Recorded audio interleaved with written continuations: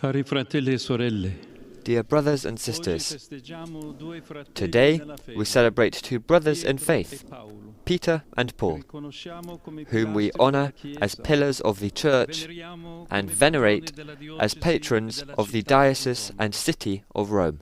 The story of these two apostles has much to say to us as the community of the Lord's disciples, as we make our pilgrim way in today's world. Upon reflection, I would like to emphasize two specific aspects of their faith. Firstly, ecclesial communion, and secondly, the vitality of faith. Firstly, ecclesial communion. Today's liturgy indeed reminds us how Peter and Paul were called to share a single fate, that of martyrdom, which united them definitively to Christ. In the first reading, we see Peter in prison, awaiting judgment. In the second reading, the Apostle Paul, also in chains, tells us in a kind of last will and testament that his blood is about to be poured out and offered to God. Peter and Paul were both ready to lay down their lives for the sake of the gospel.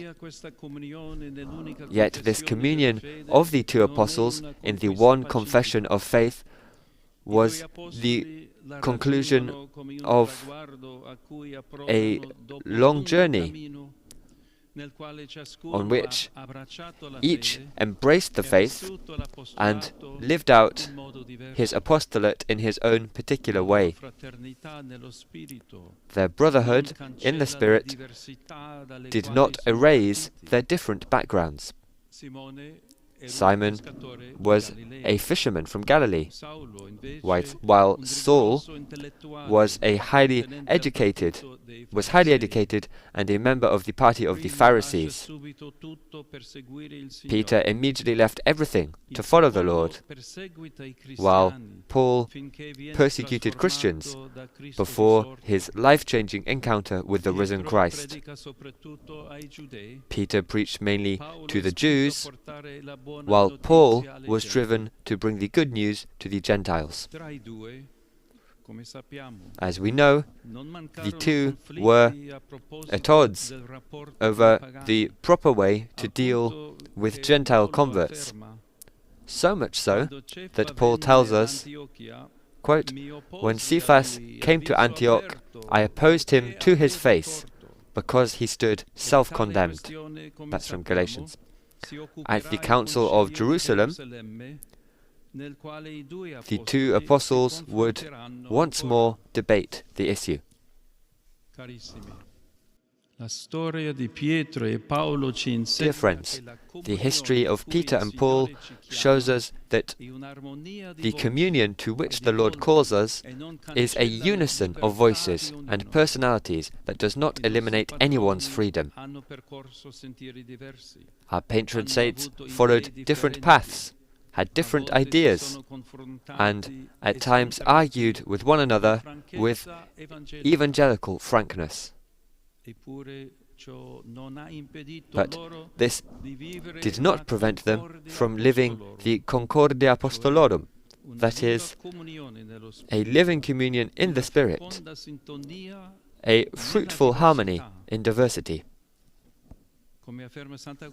As St. Augustine remarks, the feast of the two apostles is celebrated on one day. They too were one, for although they were martyred on different days, they were one.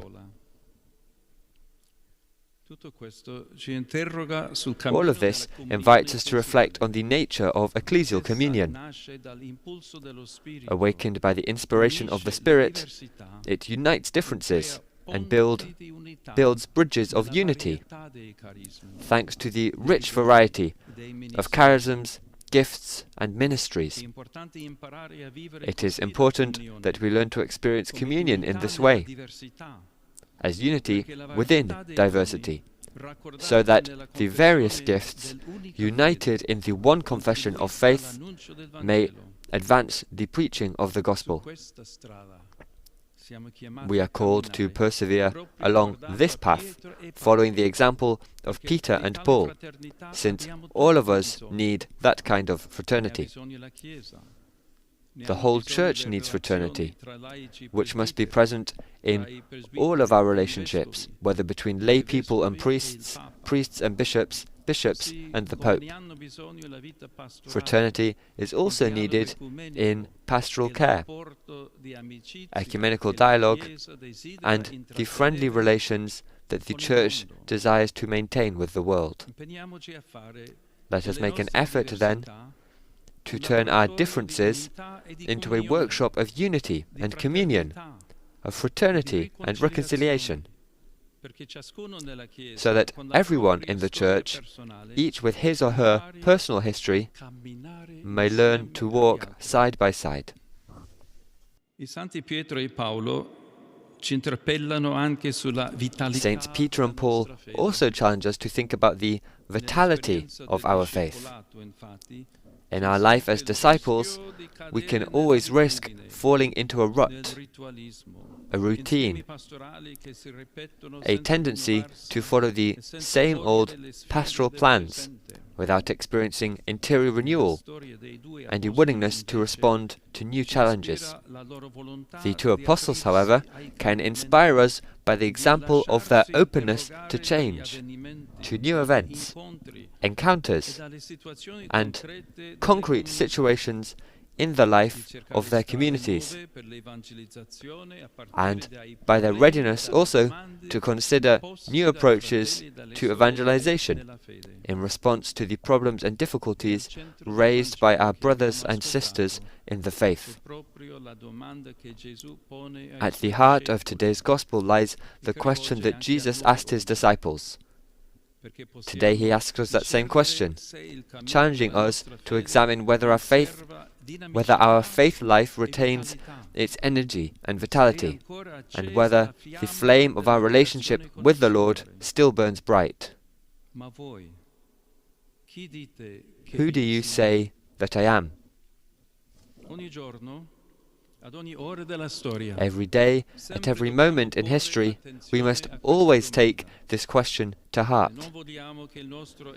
If we want to keep our identity as Christians from being reduced to a relic of the past, as Pope Francis often reminded us, it is important to move beyond a tired and stagnant faith. We need to ask ourselves, who is Jesus Christ for us today? What place does he occupy in our lives and in the life of the Church? How can we bear witness to this hope in our daily lives and proclaim it to those whom we meet? Brothers and sisters, the exercise of a discernment born from these questions can enable our faith and the faith of the Church to be constantly renewed and to find new paths and new approaches to preaching the gospel. This, together with communion, must be our greatest desire. Today, I would like to speak to the Church in Rome in particular, because it, above all, is called to be a sign of unity and communion,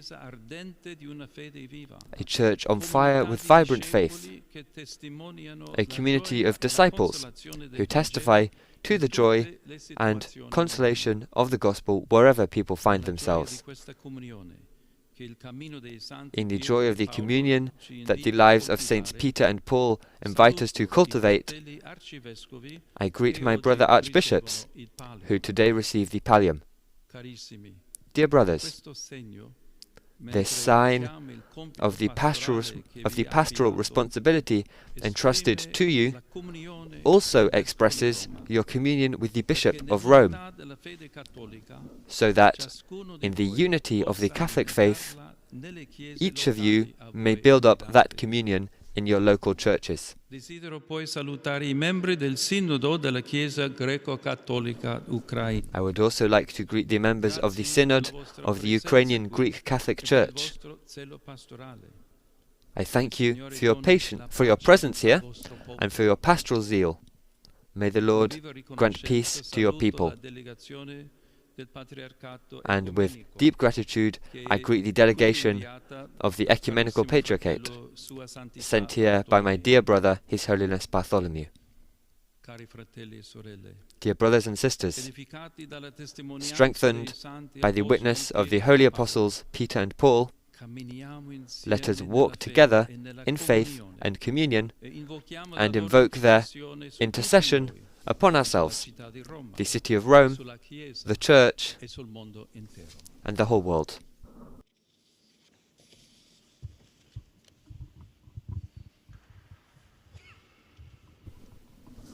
That was Pope Leo's homily